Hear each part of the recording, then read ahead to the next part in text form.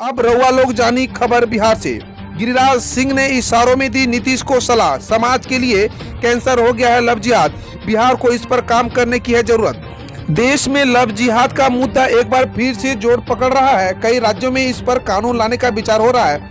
इस बीच केंद्रीय मंत्री गिरिराज सिंह ने एक बार फिर से बिहार सरकार से लव जिहाद पर काम करने की मांग की है। गिरिराज ने बिना नीतीश और जेडीयू का नाम लिए कहा कि बिहार को सांप्रदायिक का नाम न देकर इस पर काम करने की जरूरत है।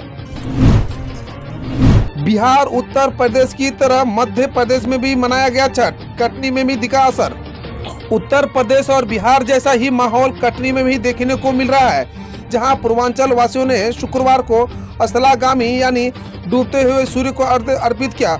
वही शनिवार सुबह उदयमान यानी उगते हुए सूर्य के अर्घ्य के साथ सूर्योपासना की इस महापर्व का समापन हो गया। बिहार विधानसभा चुनाव, राजनीतिक पार्टियों को इलेक्टोरल बॉन्ड के जरिए मिला 282 करोड़ का चंदा। इस बार बिहार विधानसभा चुनाव से पहले राजनीतिक पार्टियों को इलेक्टोरल बॉन्ड के जरिए 282 करोड़ का चंदा मिला। इसके साथ इस स्कीम के जरिए पार्टियों को अब तक 6,493 करोड़ का चंदा मिल चुका है। चुनावी फंडिंग में पारदर्शिता लाने के लिए सरकार ने साल 2018 में इलेक्टोरल बॉन्ड की शुरुआत की थी। बता दें कि बिहार में इसी महीने एक बार फिर से एनडीए की सरकार बनी है। नीतीश सरकार के 14 मंत्रियों में से 6 पर दर्ज है गंभीर आपराधिक मामले। बिहार में नीतीश सरकार के शपथ ग्रहण के साथ ही भ्रष्टाचार एक बड़ा मुद्दा बनकर उभरा है। इसको लेकर जहां डॉक्टर मेवालाल चौधरी को शिक्षा मंत्री के पद से इस्तीफा देना पड़ा, वहीं अब तेजस्वी यादव से भी अनैतिक के आधार पर नेता प्रतिपक्ष छोड़ने की मांग जोर पकड़ रही है। इसी क्रम में अब एक और खुलासा हुआ है जो बिहार की इस नई सरकार के लिए मुसीबत खड़ी कर सकता है। दरअसल एसोसिएशन फॉर डेमोक्रेटिक रिस्पांस और इलेक्शन वॉच की स्टडी में नीतीश कैबिनेट के 14 मंत्रियों में से 8 यानी 57% के खिलाफ आपराधिक मामले निकल कर आए हैं। वही 6 यानी 43% के खिलाफ गंभीर आपराधिक मामले दर्ज हैं। डिप्टी सीएम तारकिशोर प्रसाद और रेणु देवी ने भी दिया अर्घ्य, सूर्य की आराधना की। लोक आस्था और सूर्य उपासना के महापर्व छठ में पूरा बिहार भक्तिमय हो गया है। आम से लेकर खास भगवान भास्कर की आराधना में जुटे हुए थे।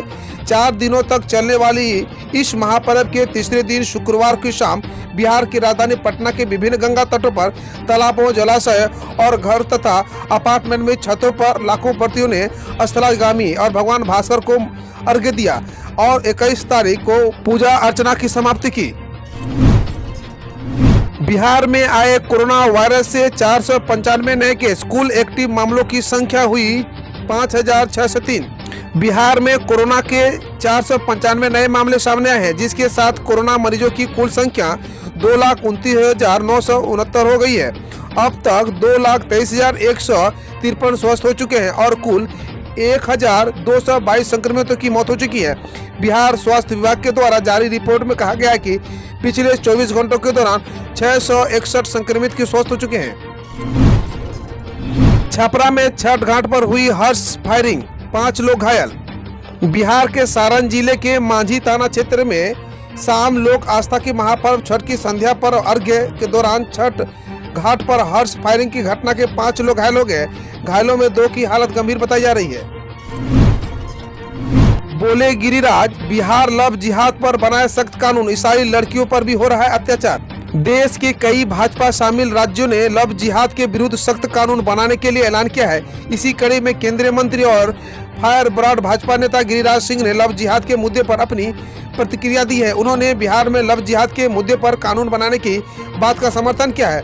उनका कहना है कि पिछले कुछ समय से यह मुद्दा देश के कई प्रदेशों में बड़ी समस्या बनकर उभरा है।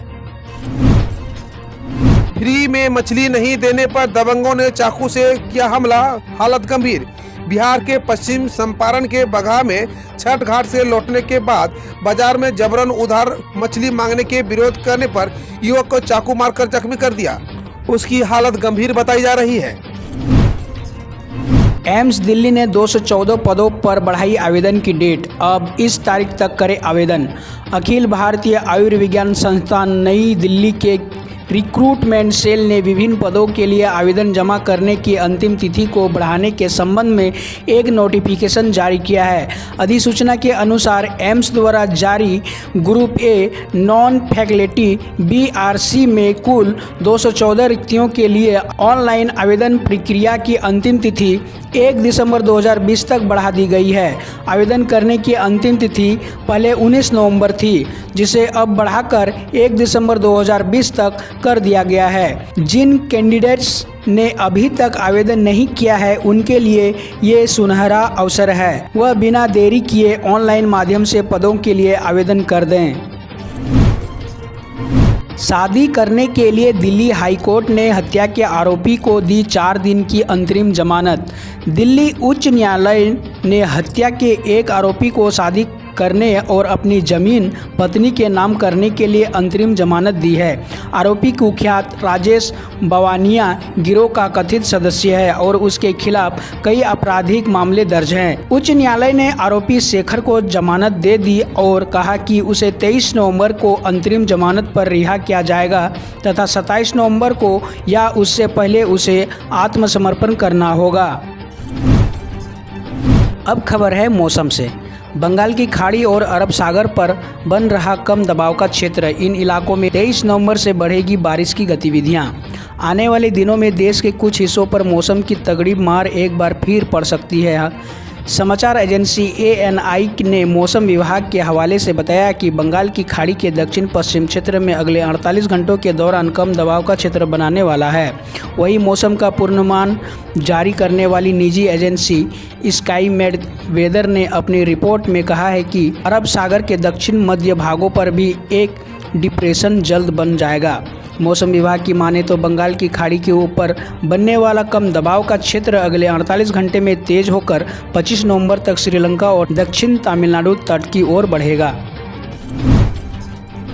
शराब ने ली 5 की जान, 13 अस्पताल में भर्ती, मचा हाहाकार। खबर है लखनऊ से। यूपी की धर्मनगरी व उप मुख्यमंत्री केशव प्रसाद के इलाके प्रयागराज में जहरीली शराब पीने से 5 की मौत, मचा हड़कंप। जहरीली शराब पीने से 13 की हालत गंभीर, जिला अस्पताल में चल रहा आइलाज। प्रयागराज के फूलपुर कोतवाली क्षेत्र के अमिलिया गांव का पूरा मामला है।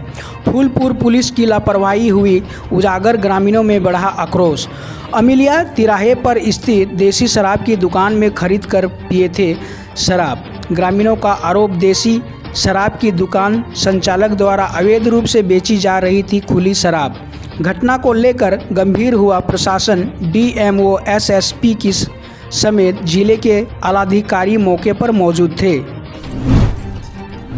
लालगढ़ में बीजेपी ने बनाई पैठ, वाम दलों के 21 नेताओं ने थामा पार्टी का दामन। पूर्वी मिदनापुर जिले में पश्चिम बंगाल वाम मोर्चा के 21 सदस्य शनिवार को बीजेपी में शामिल हो गए। पश्चिम बंगाल में हल्दिया कैडर और जिला स्तर के नेताओं ने बीजेपी के केंद्रीय स्तर के नेताओं की मौजूदगी में भगवा पार्टी का दामन थाम लिया है। वह रामनगर क्षेत्र में बीजेपी नेता कैलाश विजयवर्गीय और पार्टी की राज्य इकाई के अध्यक्ष दिलीप घोष, सांसद लोकेट चटर्जी, सब्यसाची दत्ता और अन्य की उपस्थिति में आयोजित एक कार्यक्रम में बीजेपी में शामिल हुए। पंजाब के किसानों का बड़ा फैसला, सभी ट्रेनों के लिए रेल ट्रैक छोड़ने का ऐलान, केंद्र को 15 दिन की मोहलत। केंद्र की मोदी सरकार द्वारा लागू विवादित कृषि कानूनों के खिलाफ करीब 1.5 माह से जारी किसानों के आंदोलन के कारण पंजाब में ठप रेल परिचालन के फिर से बहाल होने का रास्ता साफ हो गया है। शनिवार को पंजाब के मुख्यमंत्री कैप्टन अमरिंदर सिंह के साथ वार्ता के बाद किसान संगठनों ने राज्य में सभी ट्रेनों के परिचालन की अनुमति देते हुए रेल ट्रैक छोड़ने का ऐलान कर दिया। कोहली के लिए प्रेरणा कभी समस्या नहीं रही, स्टोइनिस। ऑस्ट्रेलिया के हरफनमौला खिलाड़ी मार्कस स्टोइनिस ने कहा कि विराट कोहली मैदान में हर बार अपना 100% देते हैं और इनकी टीम भारतीय कप्तान की चुनौती से निपटने के लिए उसी अंदाज में तैयारी कर रही है।